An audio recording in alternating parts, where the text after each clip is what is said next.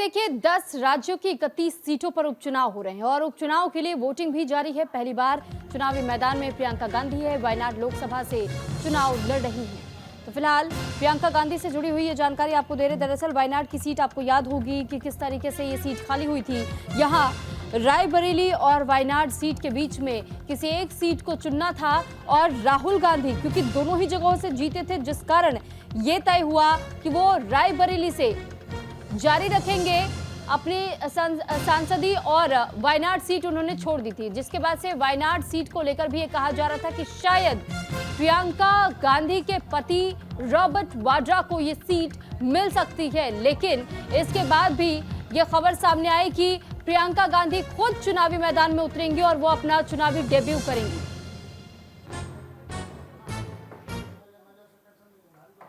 तो वहीं देखिए इस बार का ये चुनाव खास इस वजह से भी हो जा रहा है क्योंकि एक और जहां प्रियंका गांधी डेब्यू कर रही हैं अपनी चुनावी सफर की, तो वायनाड उपचुनाव में प्रियंका गांधी वर्सेस नव्या हरिदास हो चुका है, यानी कांग्रेस बनाम बीजेपी। अब दोनों दिग्गजों का इस पर क्या कुछ कहना है, पहले तो आपको सुनवा देते हैं।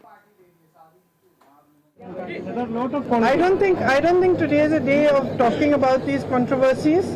I think it's the day for polling right now, and I just hope that everybody exercises their democratic right, comes out and votes. Said many times before, my expectation is that the people of Wayanad give me the chance to repay the love and the affection they've shown me, and to work for them and to be their representative.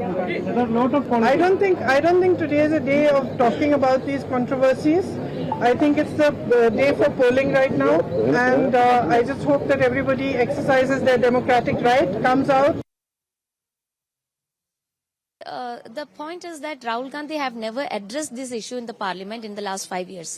So the same is going to happen if Priyanka Vadra is coming for the next 5 years.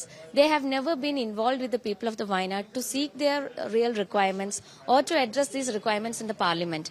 So they have never been in the ground level. People of this community need a person who can work with them in the ground level and those who can address their issues in the parliament as well to find a solution.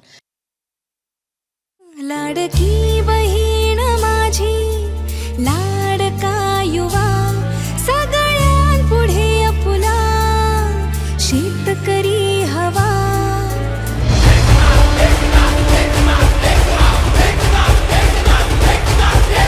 Shiv Sena जिंदाबाद, दुश्मन जिंदाबाद, शिवसेना जिंदाबाद.